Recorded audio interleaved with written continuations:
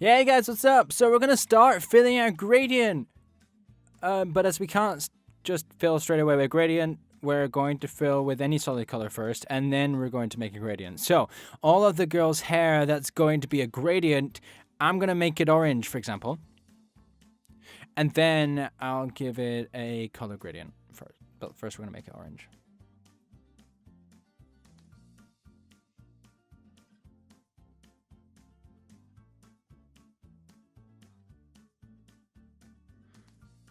The roses, I'm gonna color them too, just that in in the area where there would be fill. I'm gonna fill them with orange too, okay?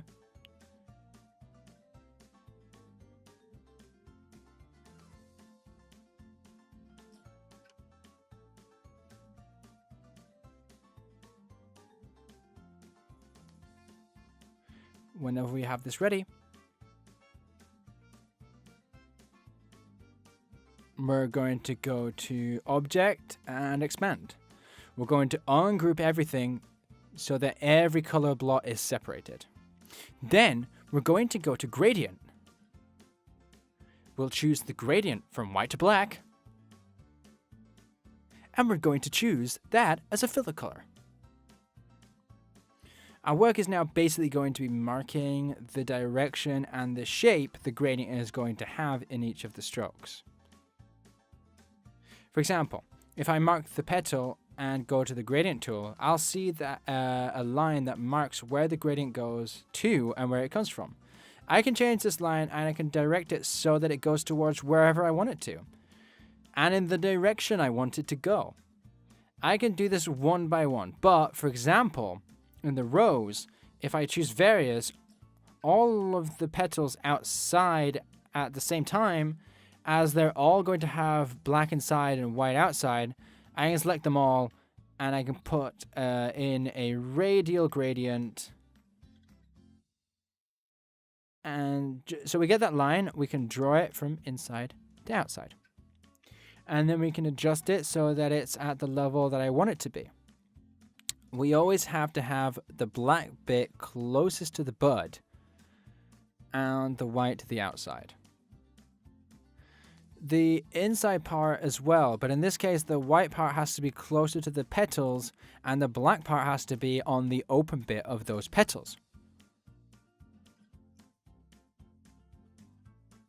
I'm going to do the same on the other rows.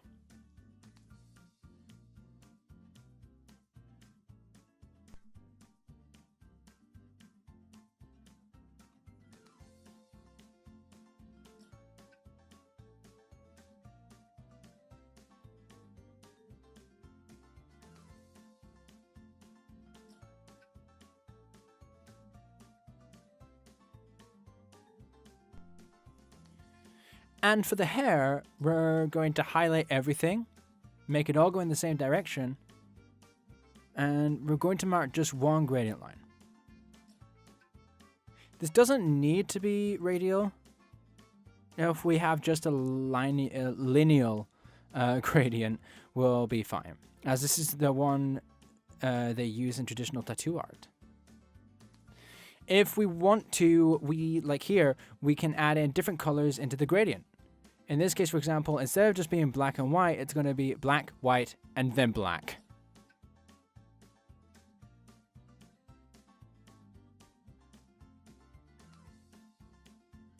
Remember to do this part in white or with black, as it's the same as we would use in shading with black ink on a tattoo. I've wanted to do this in this order, first line and then shade, and then color, because it's the same order we use when we're tattooing somebody. So it's just a question of later we have to take this shadow and give it a multiply opacity, and it'll give us that gradient color effect.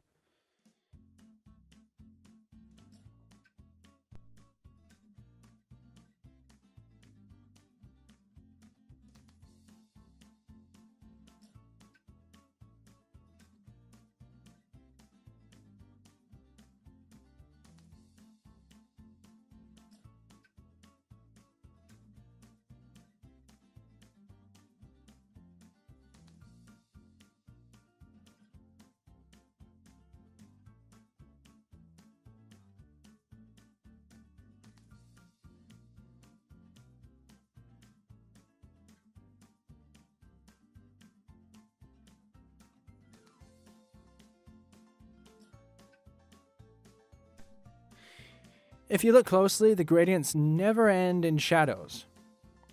If the next is going to start in shadows, we have to keep alternating. So the white part is going to clash with the black part of the other. You know what I mean? Okay? We can see this pretty clearly in the petals of the rose.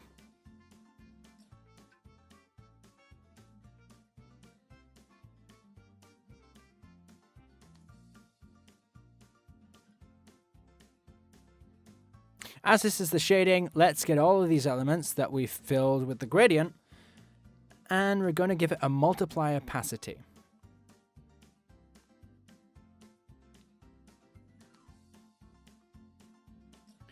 I've realized that I've been drawing the whole time on the fill layer, so I'm going to change its name, and I'll put it where the shading should be, and I'll lower the fill layer. I'm very sorry. Whoops. This would be the ideal order.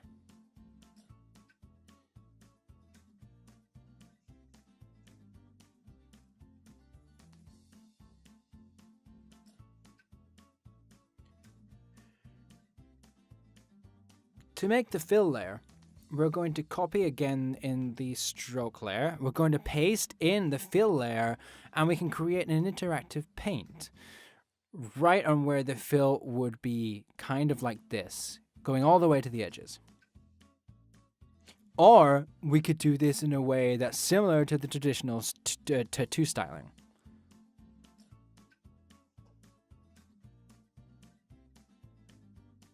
We'll copy again the stroke layer. We're going to paste it, and we're going to go along giving it large strokes. You know, we want to see this. It needs to be quite visible. We'll put this in another color.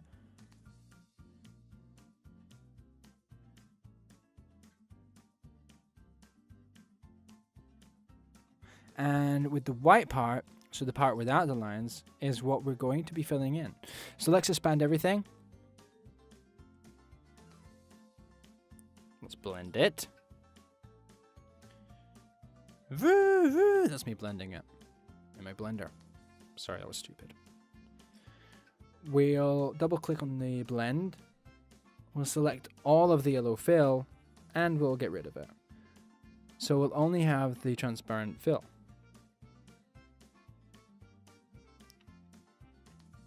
So object, interactive paint, create.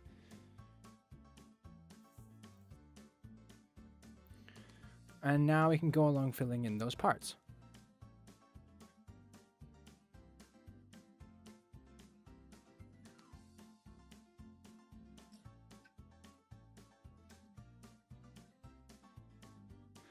Seeing as we're leaving this line, the color is much more notable. As I've said before, it's really similar to the way it's done in the traditional way. It's not exactly this way. Obviously, this is it's really hard to imitate the style with graphic design because obviously it's traditional.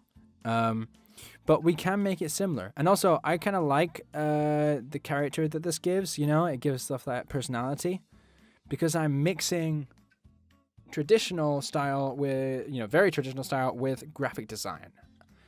Now we're simply going to go along filling in the colors we want in whatever way you want, okay?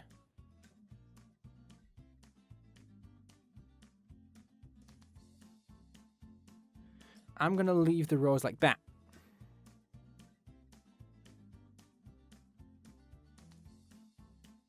And I'm going to create another live paint for the parts that aren't going to have that stroke that's, you know, like transparent.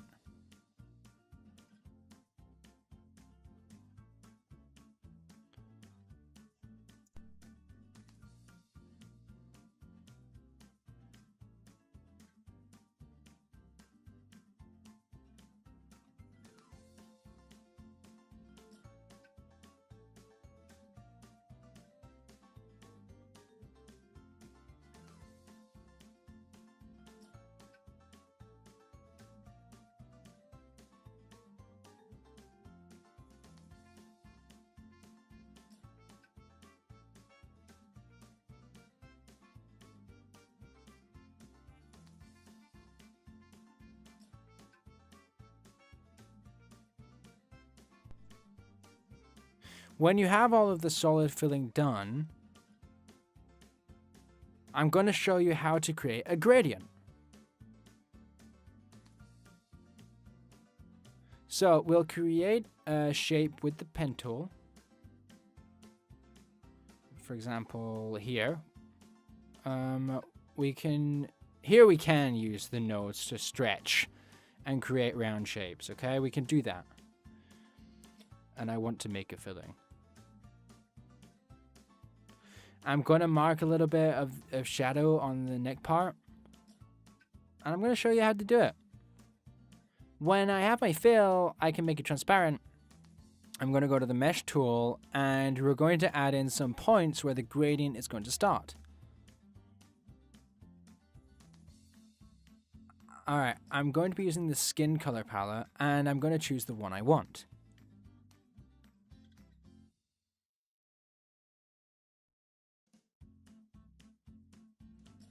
So with the U tool, I can now go and make some more anchor points and more gradients, but I like to make it the most sensible I can. If I can take this layer back, all the way to the back,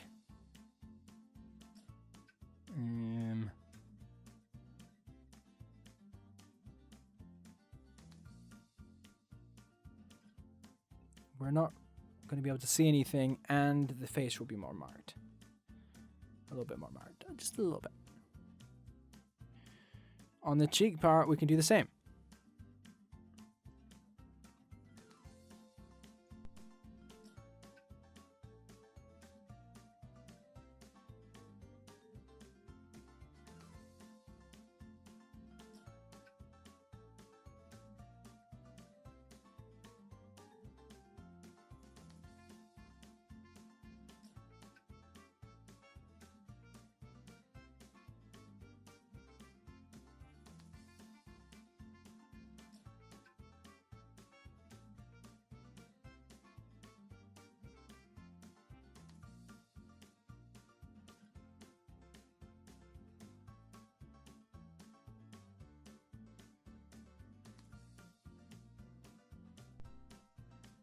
Keep in mind that, seeing as the background is white, it's going to look like we've drawn like a geisha, right?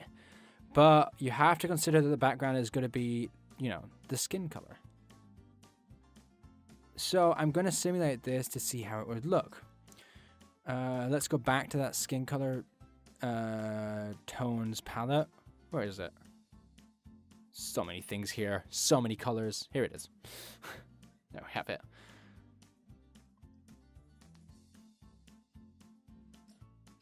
To make the gradients stand out like that, we're going to select them. We'll go to transparency and we'll choose multiply. And this is our result. Here we have our traditional style tattoo. I'm going to clean this up a little bit in the layers. And I'm going to expand the fills.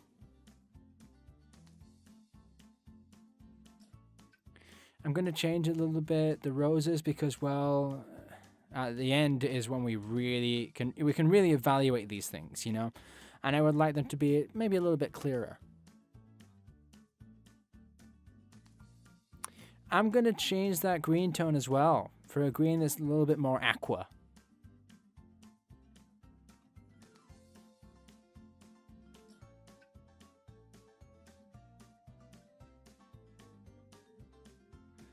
And I'm going to bring that color out just a little bit more, you know. We're going to touch up the design for the last time.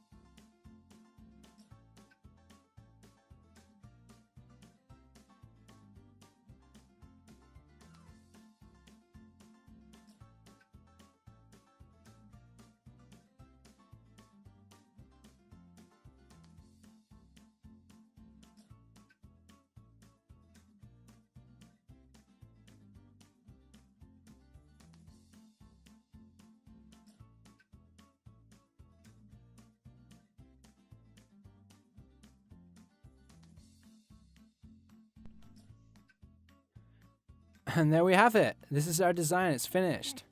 I hope you guys really enjoyed this tutorial. You guys can ask me any questions on the forum. I'm going to put in a mock-up. I got a Freepik, which is cool. Open it in Photoshop. You know, investigate a little bit in the layers. There'll always be one with like instructions on how to do this in it. By the way, I translated that. In this case, it's here. We're going to double click on this layer. We'll paste our design here. I've added a few more just so the back doesn't look too empty. You know, let's ink it up, you know. It looks cool, right? It looks rad.